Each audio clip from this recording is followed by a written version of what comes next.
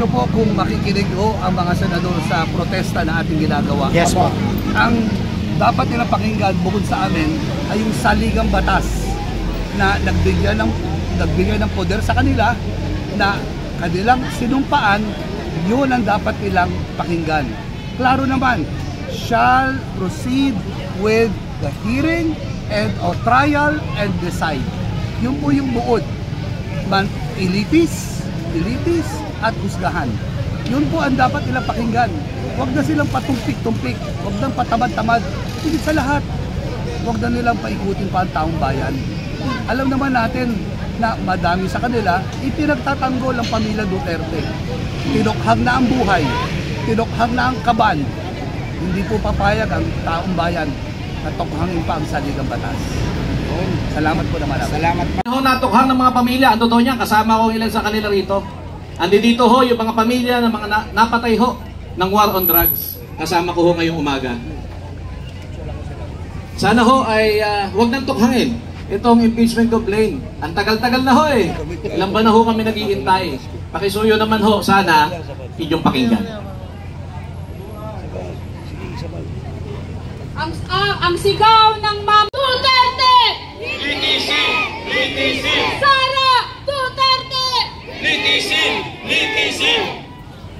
Ngayon naman po, pakinggan naman natin ang mensahe ng ating kasamahan mula sa National Chairperson ng Akbayan Youth at pang-apat na nominado ng Akbayan Party. Ang gustong matuloy ang trial na to.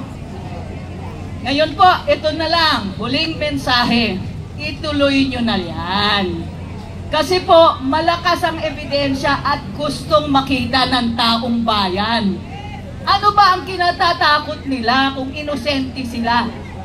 At sila'y mag-ite-technical ang ating complaint. Ituloy niya po yan. Kinatatakutan nyo ang ebidensya, alam natin. Magkabukingan na. Sa loob po ng 2 araw, 3 araw tayo po ay nandito nagbibigil. Iisa ang tanong natin, mga senators, saan ba kayo nagninindigan?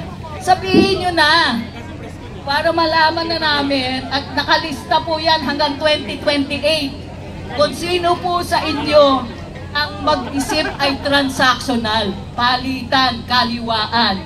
Ililista rin po namin. Hindi lang ito, binabantayan na namin kayo kung sino sa inyo ang hindi ipamimigay ang inyong tungkulin at prinsipyo para sa sarili nyong kapakanan. Sino sa inyo ang hindi isusuko ang konstitusyon at ang taong bayan para sa posisyon ninyo. Binabantayan ho namin kayo, magkakaalaman sa loob ng 3 araw. Maraming salamat po at magandang umaga. Muli, palakpakan po natin ang kinatawan mula sa Sandiga, sa Tindig, Pilipinas, Sylvia Estrada. So, klaro naman po, di ba, mga kasama, sinasabi, the voice of the people is the voice of God. Ang sabi ng survey, 80% ng mga Pilipino pabor sa impeachment. Ano ang ibig sabihin? 8 sa bawat 10 humihiling ng impeachment. So ano ang kinatatakot nila? So bago po natin tawagin ang susunod na magbibigay ng mensahe, ay kasama rin po natin ngayong araw na ito ang mga kasamahan natin mula sa Tamaraw, Kalikasan. At kasama din po natin mula sa Manila Chapter, sila Ma'am Virginia Tejares Guerrero Group.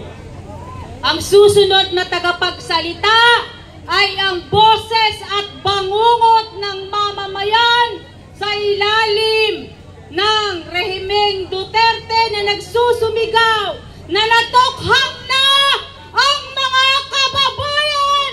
Huwag hayaan patuloy tukhangin ang kabang-yaman. Ang susunod na tagapagsalita ay si kasamang Randy De Los Santos, petitioner ng unang impeachment group, Chuhindeng Nikian De Los Santos. Binigyan na ho ng kahulugan ang salitang forthwith. Nagtataka lang ako, bakit binibigyan pa ng ibang pagpapakahulugan at interpretasyon. Nakakapagbigay tuloy ng pagdududa sa mga tao, ano ba talaga ang tunay na kahulugan nito.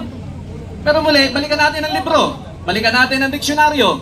At binanggit kanina ni Ma'am, yun ang tunay na kahulugan. Agad-agad, agaran, madaliin. Tumagal na ho ng ilang buwan, kaya ho tayo nagkatipon ngayong umaga rito, dahil kakaisa ho tayo na manawagan na gawin na ho nila yung kanilang mandato.